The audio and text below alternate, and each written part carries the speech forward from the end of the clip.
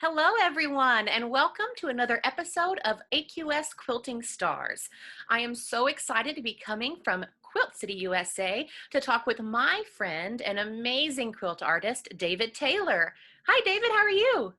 Hey, I'm pretty good. And yourself? I'm doing great. It's so good to get to talk to you and get to come into your home.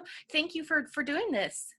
Well, it's my pleasure and welcome to my home. I usually don't, not too many people come to my home because I live in such a remote little area of New Hampshire, but it's good to have visitors, even if it's virtual.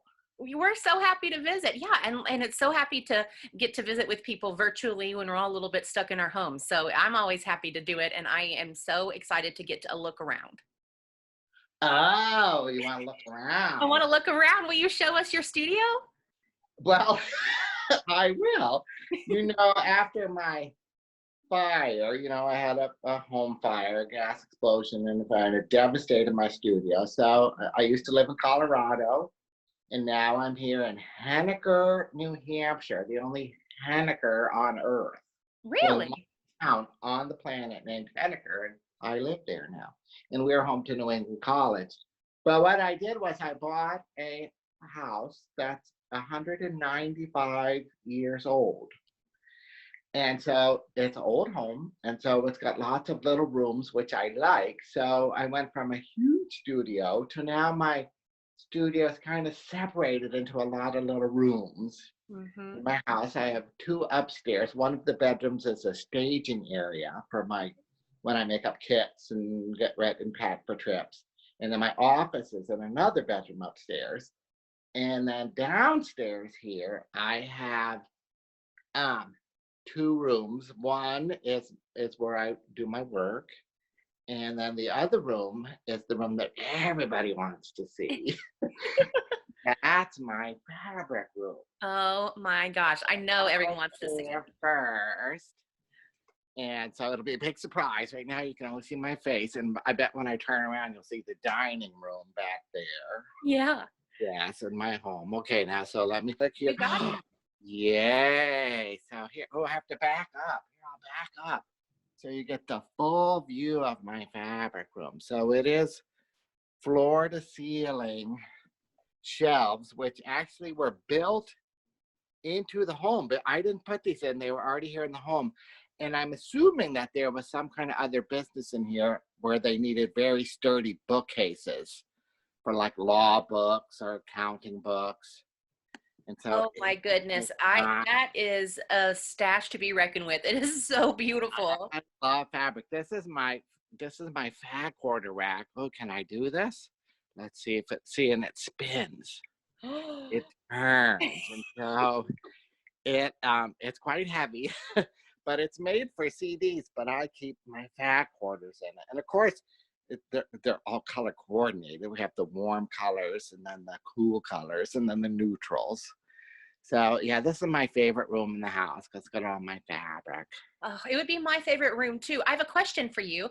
I remember Yeah. you telling me once, you have a process when you buy a piece of fabric, right? Before you store it? Yes, all fabric. I call it swapping my fabric. So all fabric must be serged first, and I serged it on my serger, which is tucked away right now. I did have it out yesterday because I just had some new acquisitions.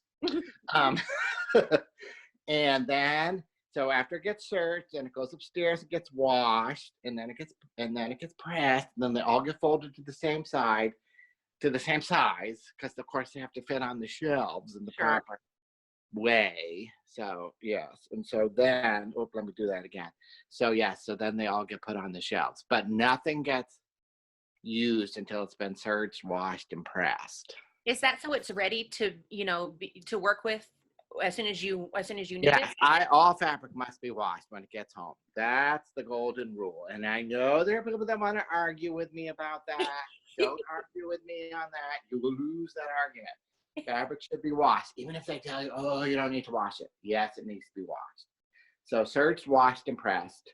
And then nothing tangles, goes in the washing machine, comes out, everybody's happy. Perfect. That's what we want to be happy. Yep. I love the fabric room. I Yeah. do too. There it is from there. And I have to have it out. I know a lot of people keep their fabric in storage bins or all Yeah. closed up. Oh, I have to be able to look at my fabric to be inspired. I was going to say, yeah, does that inspire you to look in there and see the kind of things that you've collected? Does that help you kind of It move does. toward what you want to do next? It does. And especially because I have so much in my work, I like to use hundreds and hundreds and hundreds of little pieces. And the more fabrics that I can use that are different, I think the more natural and together it looks. I don't know if that makes sense. It totally makes sense. I'm familiar with So your work, and I know a lot of people who are watching will be familiar with your work. And you can tell that using all those different kinds of fabrics, the different, some of them are patterned. It just really makes a more dynamic piece, and it looks very right. realistic. Thank you. And the more colors, the more surprise colors you can get in something, the better it looks. So by having it all out, usually when I start a project, and I'm about to show you my newest piece that I've I been can't working, wait. is that I go into that room and I just pull, pull, pull, pull, pull, pull, pull anything that might work, and then it comes here into this little studio, into the workspace, and then I start putting it together. So here he is. There's my new piece on the wall. On my Oh, I'm wall. so excited to see him. I love this koala. Thank you. Y'all are the first group that has gotten to see it. I did put a little progress shot on my Facebook page, but he was not nearly as far as he is now. And so when I come in really close, you can see that there's no stitching done yet. This is just on the wall, all the little cut pieces, and they get pinned onto the wall. So my design wall here, this is 1.5 inch insulation board, like what you get at Home Depot or at Lowe's. And so it's just mounted to the wall, and I like the 1.5 inch thick. It's very sturdy. So then when I put the pins in there, as I'm pinning up each piece, you can see that if you're familiar with your fabrics, I love Stonehenge from Northcott. So there's lots of Stonehenge. Yeah, I recognize that, and all the different, gradients. And it really Yeah. does look like the fur of the koala. It's amazing how you made that work. Thank you. Well, it takes some work too. There's a lot of rejects, and then here's his eucalyptus tree, of course. So he's coming along. And in my work, I know a lot of people find it surprising, but I do the subject matter first, and then I choose the background after that, because I think it's easier to match the background to the whole piece rather than match each little piece to the background. Well, that makes sense because once you've got, you've got things on your background, there's no changing it. So at least this way you can audition background. Right, yes. And nothing gets stitched till I'm happy with everything. So that's just all little stuff in my studio. Oh, look, there's all my show pins. Oh, how cool. What do you have? You have them pinned on a piece of fabric? I do. I made up a little quilted little banner. Here's all the different shows I've been to in the last 10 years and different guild things. And of course, I'm sure there's some Paducah pins and some AQS pins on there somewhere. That's a So, really creative way to show that. And I know you've got some AQS pins on there, and you're going to have another Paducah one coming up next year. I can't wait to be able to see you here. I know. I can't believe that I didn't get to see you this year. I know. What? We were all so sad. Oh, well, we'll see you next year. Yeah, for sure. For sure, for sure. And so here's the rest of it. There's a poster from the first quilt that I ever worked on with my friend Madeline's in here, and some antique scissors that I won at an auction. Just lots of little fun things.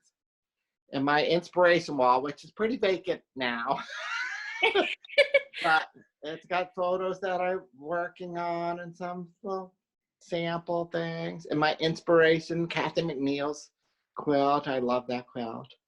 Oh, yeah. I can see that on there. Yeah, I think that's from a calendar. I think you're right. But it's all applique like I like to do, and that just inspires me. So can I ask you another question? Back to course. what we were looking at with the koala. So do you have, I'm sure that you have to audition a lot of fabrics and try different things as you're working on it. Do you have a method to, how you choose your fabrics, or do you just kind of hold them all up and see what looks more natural? Well, Is this a secret? I have to work in a mess. And if you would have seen this room 3 days ago, there were, and I did put that on Facebook too, there's fabric pot on this table, there's fabric pot on that table, there's fabric pot on the Sweet 16 table. I've got to have a mess of fabric. And then truly, it starts with one piece. Whoops, I keep putting my hand up there.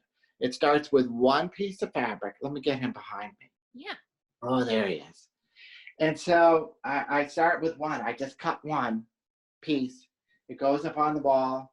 I walk back across the room, look at it. If it looks good, and I cut another piece. And I like the work to grow out organically from one area. I think his chin was the first part I worked on, that little pink piece. And then it just grows one piece at a time. And then as it keeps progressing, more fabric gets flung around the room and more things get in, more things. And I run back in that room and I drag out some more fabric. It has to be messy in here. And it truly is one piece at a time. And when I do my 5-day workshops with my students and they all work on projects like this, the one thing that I almost badger them about this on the first day, you've got to start cutting.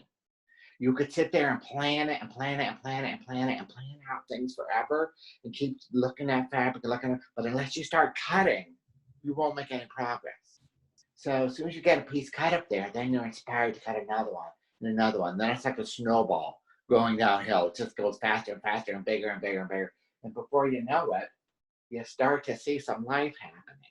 So I don't plan, I don't lay out things in the color wheel or by value. It's all by instinct, about does that look good next to that? And a lot of times you're surprised once you start putting pieces up there. You might go in a whole different direction than you thought you were going to go based on the fabrics that you have. Sometimes you don't have the right color that you want if you're planning it out. I'd rather just be surprised by what happens. And then, of course, sometimes you go down the wrong road and then you take everything off the wall and start over. I still am not quite happy with this arm after it's been sitting here now for 3 days. And I think I want to lighten that arm up a bit. So the fun part is I get to go fondle more fabric, go dash and see if I can't rework some of that. Because like I said, nothing gets stitched until I'm happy with the way that it looks cut out on the wall. That's smart, because the last thing you want to do is take all those stitches out. But what's interesting about your method is you're a very traditional appliquer. You turn all the edges. I mean, in that you do it the hard way. I pre-turn all my edges, yes. Right. Now, some people disagree that I'm a traditional appliquer, as I do my own applique stitch. But yes, it is. I do pre-turned edge, not needle turn. So all the edges are turned under. I do not do raw edge. So in that respect, yes, it's traditional applique style. But your process is a little bit improvisational. Would you call yourself an improvisational quilt maker? No. No, I didn't think so either. So that's what I was interested, because I wouldn't define you that way, but the style is you let it kind of happen as you go. As far as the color. As far as the color. As far as the color, because it is all planned out. There's a pattern, there are pieces, okay. Everybody's numbered. Oh, I'm very procedural. Well, that's what I thought. So I was surprised when you said that. But so about the color, you do it that way, but the rest is planned out. The color, that as far as that goes, it's okay to deviate from the plan. But there's a pattern, and the pattern must be followed. And it is a rare day when a pattern piece gets changed. I love drawing the patterns. That's what I was actually working on today, as I'm coming up with some new patterns, just my commercial pattern. So when my unique way of drawing patterns, I draw things by the way they feel. I'd rather that the lines feel right than if they look anatomically correct. Makes sense. I want it to feel right, and the colors have to feel right. Should all be based on the way it feels. And in the end, if you put all that feeling into it, hopefully everybody will want to feel your quilt then. I know. And then if you go to an AQS show, we say, don't touch the quilt.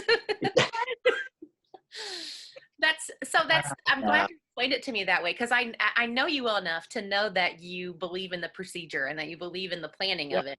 And then to know that, you kind of you also are able to use that hugely creative part of you after you've created the first part, and then you go in and you let it emerge as it will. I think that's a really neat process. Thank you.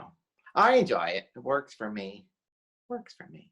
Of course, then I ruin all that lovely hand applique with machine quilting. But that was my next question, is so what comes after the applique? You machine quilt to all of your quilts? Yes. I don't know how to hand quilt, but and I know there are a lot of traditional appliqueurs who just feel like, yes, I ruin it with the machine quilting, because once the applique part is done, and you know I do pictorial work, so I'm trying to create a picture. I want it to feel somewhat representational, realistic, if you will. And so then I ignore all the applique pieces and I just quilt over the entire surface. All right. With quilting. So then I ignore all those lines here. Let me come back up, because hanging on my wall over here also is I have, see back here, I'm working on, oh, there we are, some of my class samples. And I'm quilting them up and making little mini quilts that I'll be selling on my website. But now this gives you an idea of, my quilting style, because how beautiful. Yeah, it does ignore the pieces. It does. And I do a lot of stitching with a lot of different colors of thread. Oh, those are in another room. All the thread are in a different room. Oh. All my cones of thread. And I just run over those applique lines. Let me see if I can switch this back again. There we go. So there he is. Can we get up close to it and see if we can see those lines on there? Oh yeah, you can see them. Yep. That's really cool, because I mean, you say you ignore the applique lines, which I can see that you do, but it's the quilting itself brings the overall shape to the piece, and it plays a really important role. Oh yes, and all the quilting has to feel right for that subject matter. So like with these petals, you see all of the lines follow the growth of the petals, the way the petal grows, and it grows, petals grow out. So all the quilting lines have to grow out, just like all of the pieces of applique grow out from the center. That's how flowers grow. That's really cool to see. Yeah, I mean, you're sculpting something using both the pieces and the quilting. It's a two process. It is pretty much, yeah. My applique is one, and then the quilting, there it is from the back side. Oh, that's beautiful. And do you quilt on a home machine, or do you have a long arm? What do you use? I have my sit-down long arm right over there. There's my hand quilter. I thought I saw that from the fabric room when we turned. My blank wall's waiting for me to hang a quilt up there. Unfortunately, I sell everything. So I never... I know. We've tried to get an exhibit from you before, and you were like, I don't have any quilts. I do have an exhibit going on right now in Colorado. Actually, not right now. It doesn't open till Friday. Unfortunately, I can't be there. But I gathered up a lot of my work from the last 20 years. And it'll be there through September 6th, I believe. Oh, wow. Well, if you ever want to do it again, that we would love to show those. I'd love to see them. I'd love to touch them. Yeah. That's one of the best things about judging, is that you get to touch the quilts when you judge. That's absolutely right. I was just going to ask, do you have any advice for people who are working on projects now, or maybe trying to make their own patterns or their own pieces, not from a pre-purchase pattern? How would you advise people get creative or try something new? Oh boy, am I the wrong person to ask about that? Because I don't like to do new things. That's okay. I've been doing the same technique now for 20 years. Do something and do it well. You know that old saying. But you have to love what you do. And there is what I say this in all my classes. There's no wrong. I don't believe there's wrongs in quilting. There's no wrong. The only wrong I could think of was if somebody tells you you should thread the pointy end of the needle instead of the with the hole in it. Definitely that's wrong. But there's just different. There's just different. And if you love what you do, then it shouldn't matter to anybody else if you're making yourself happy in the way that you want to do things. There's lots of different ways to create. A good way to learn something is take classes. I mean, it's just great, like with all the shows that AQS does now in a city near you, that you can actually go and take a class from an instructor, like me, and just be inspired by that. Yeah. And not worrying about being, oh, am I doing it exactly the way the instructor wants me to do it? I think you get just as much just by listening or just sitting in on a 1 hour lecture demo thing to see all the different ways to do things. But unless you get home in your studio or in your room, whatever you might have available for your creative area, and just do it. Yeah. Do it. You can plan all that you want. You could plan till the end of time. Stop planning and just do it. Sit down and draw something out or sketch something out or get on your computer. You know, I do all my patterns, my commercial patterns I do on the computer now in the Illustrator program. Get there and get a lot of fabric. Put a lot of fabric on shelves and then look at the fabric. Yeah. Buy fabric. No matter how much you think you have, you need to buy more. I think that's great advice.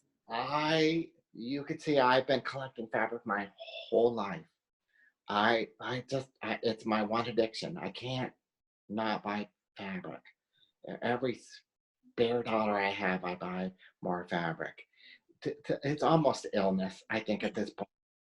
Because, you know, I don't dye, I don't paint, I just like to buy fabric. And 99.9% of the work in my quilts is all just commercial fabrics, stuff that you just buy at your quilt shop. Yeah. Luckily, here in Henniker, New Hampshire, where I live, we have an awesome quilt shop called Quilted Threads. It's a 5-minute walk from me out my front door, and they're a Bernina dealer. Perfection. Just saying. See my Bernina serger and my Bernina sewing machine. So support your local shop, please, please, please, please, please. And I know it's hard right now during the age of COVID, but support your local shop. As soon as they open back up, limited. I was there, like I said, got some new acquisitions for the room. Mm-hmm. That's perfect. Yeah, I'm glad that you're able to do that. And it's okay to have that addiction because you're obviously making something beautiful with it. Well, for me, then hopefully they will all sell. So yeah, then I can buy more fabric. Then you can, it's just a circle. Well, so do you have any other, I wanted to ask you one other thing, which I've been asking a lot of our teachers, which is right now during COVID, you know, we're all kind of holed up in our houses. I've been learning how to bake, so I'm like learning a lot of new recipes. I canned peach jam yesterday, so that was something I'd never done before. So my question to you is, other than creating quilts, is there something that you've been doing that's a little bit different? Nope. Nope. No. You know, since since the fire, since I had my fire, which yes, people are sick of hearing about it. I'm sick of talking about it. It's been 4 years since my last home burned down, my studio burned down. And this year now, 4 years later, 2020, and it actually started a little bit last year. It's like I've been waiting for a reason to be stuck in my studio. And just this past January, February, with all the traveling I do, I remember in February, I was saying, I need more time at home in that studio so I can get back to creating again. Ooh. So I'm sorry, world, that I said that. Yeah, I guess this is all your fault. And at the beginning of March, you know, all my bookings were canceled for the year. And so now I'm in my studio. So this has just been a wonderful opportunity for me to sit in here, create. I finished a smaller piece. I finished my large, massive, secretive piece that nobody gets to see until it goes to a major show. Because I'm not ready to show it to the whole world yet. And now working on the koala, and I'm working on my little, my Peacemaker's barn blocks. So that's good. The only other thing I've been doing is I've been eating right and exercising. Good for you. I'm trying And, out some of and that. I've lost 25 pounds since my COVID sheltering in place. Oh my gosh. That's So, amazing. Good job. well, thank you. That's keeping me going. Good. I love that answer that you're like, no, I'm just working on quilt making. And that's great Yeah, because that means that that's is it. something that you're amazing at and you've got the passion for it and now you've got the time. I do. And I promise you we won't blame you for the pandemic. Oh, please don't. Please don't. But yeah, I got my wish, so here I am. Well, thank you so much for showing us around and showing us what you're working on. Do you have any other last minute advice or tips for the people who are watching? Buy more fabric. Buy more fabric. You heard it straight from David Taylor. Buy your fabric, fondle the fabric, be inspired by the fabric. And just start creating. Start it. Do it. That project you've been thinking about doing, do it. Do it. There's nothing holding you back now. Just do it. I love it. Just do it. Does someone else have that slogan or? No, no. Sorry. Copyright infringement. Yeah, oops. No. Thank you so much. It's been so fun Oh, to no. talk to you. It's been fun. Always fun to talk to you. And I will see you. I guess I won't see you till April now. I know. It's a while, but it's going to be so much fun to celebrate with everybody finally in Paducah in April. Fingers crossed that I'll see you in April. Alrighty. And if you like this video, be sure to click like and share with your friends using the buttons below. And until next time, this is Liz and David coming from Quilt City, USA. Bye. All right.